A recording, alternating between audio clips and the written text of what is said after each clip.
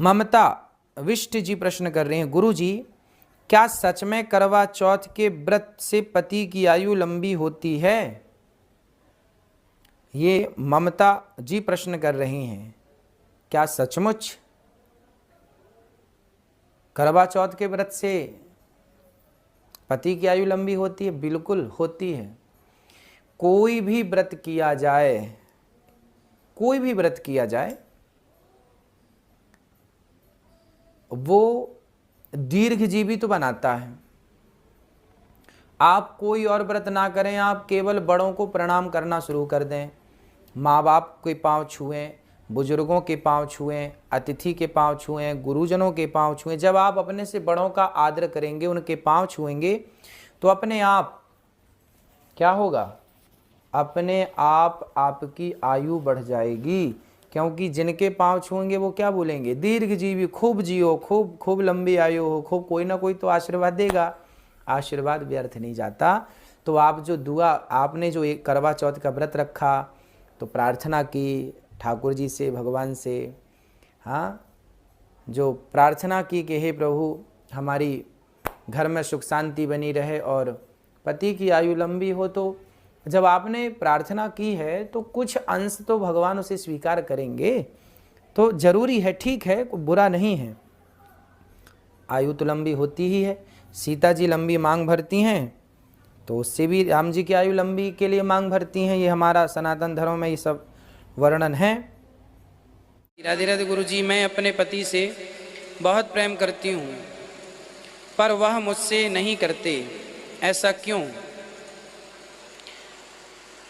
देखिए, आप प्रेम करते हैं ये अच्छा है, उनको भी करना चाहिए ये भी अच्छा है, पर नहीं करते तो आप अपेक्षा ना रखें।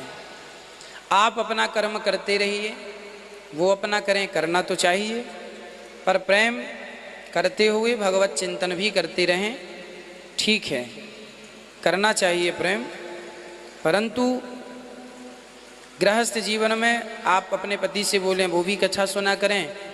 वो भी पुरुष स्त्रियों की भावनाओं को नहीं समझ पाते। पुरुष स्त्रियों के भावनाओं को नहीं समझने के कारण वह अटैचमेंट नहीं हो पाता, जैसे स्त्रियों का पुरुषों के प्रति हो जाता है। पत्नी का पति के प्रति अटैचमेंट रहता है, पर पुरुषों का बहुत कम स्त्रियों के प्रति अटैचमेंट होता है। कारण यही है कि जो प्रेम है ना, प्रेम नाम की जो वस्तु है, प्रेम नाम का जो पदार्थ है, प्रेम जो शब्द है, प्रेम को स्त्री ज़्यादा समझती है पुरुष की अपेक्षा। यहाँ तक कि बेटे से माँ ज़्यादा प्रेम करती है, पिता कम करता है। प्रेम करती है इसीलिए उसका मलमूत्र धो देती है, पिता ये काम नहीं कर पाता।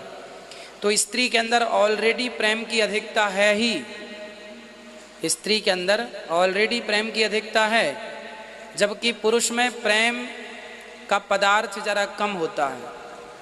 पुरुष कम प्रेम करता है, स्त्री ज़्यादा करती है। ये प्राकृतिक है, ये एक पुरुष के संग नहीं है, एक स्त्री के संग नहीं है, सबके साथ है। क्योंकि स्त्री के अंदर प्रेम ज़्यादा है, बच्चे के प्रति, पति के प्रति, अपने काम के प्रति। वो घर का काम करती है तो बड़ी साफ सफाई से प्रेम से करती है, रोटी झाड़ू पोंछा बर्तन। वही काम पुरुष को दे दिया जाए तो नहीं करेगा, क्योंकि उस काम के प्रति उसका प्रेम नहीं है। बेटे दे दिए जाए, चलो तुम संभालो, बाप बेटों को नहीं संभाल पाएगा, माँ अच्छे से संभाल लेती है। मतलब ईश्वर ने इसलिए तो स्त्री बनाया है, नहीं जरूरत क्या थी, पुरुष पुरुष बना लेते।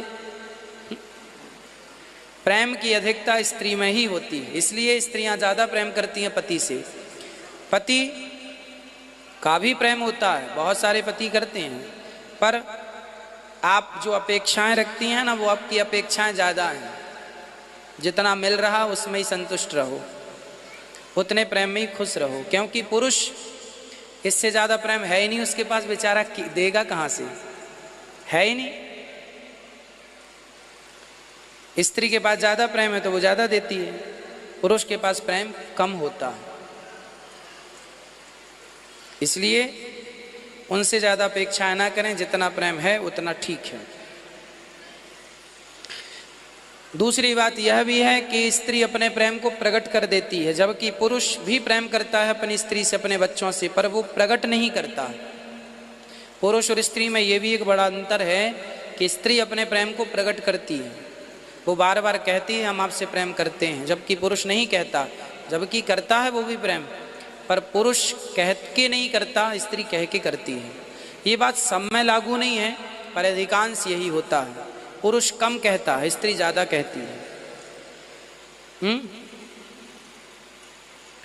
तो पुरुष भी करता है पर कहता कम है वो, और कहता नहीं है तो स्त्री को लगता प्यार करता नहीं है। इसलिए पुरुषों को हम कहा करते हैं हर 15 दिन में 8 दिन में कहते रहा करो प्यार करते हैं, प्यार कर, अपडेट करते रहा करो, उसको लगता रहेगा हाँ करते हैं। कहना छोड़ दोगे तो उसको लगेगा करते ही नहीं है, कहते ही नहीं है। इसलिए हर 7 दिन में अपडेट जरूरी है, और रोज कोई कहे तो और अच्छा है।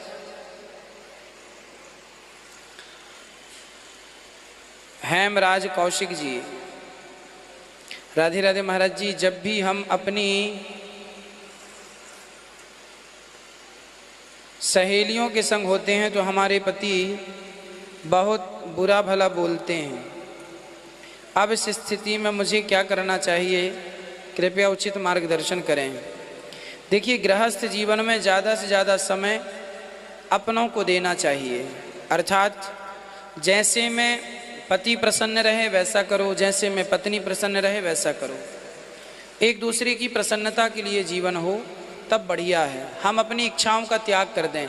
कहते हैं प्रेम में, रिश्तों में बलिदान भी करना पड़ता है। लड़की ससुराल जाती है तो अपनी माँ, अपने पिता, अपनी बहन, अपने भाई सबको छोड़ के ही जाती है, अर्थात ये भी एक बलिदान है। तो जब एक का त्याग करते हैं तब दूसरे रिश्ते बनते हैं। यदि आप पति को ज़्यादा समय देंगे और उस रिश्ते को अच्छे से निभाएंगे तो वो रिश्ता मजबूत होगा। सखी सहेलियों का तो अब ठीक है, फ़ोन से कभी बात हो जाए यही अच्छा है। बाकी जो जिसमें पति और जिसमें पत्नी प्रसन्न रहें वही काम करके और गृहस्थ जीवन को सुखमय बना लेना चाहिए, यही समझदारी है। आप जितना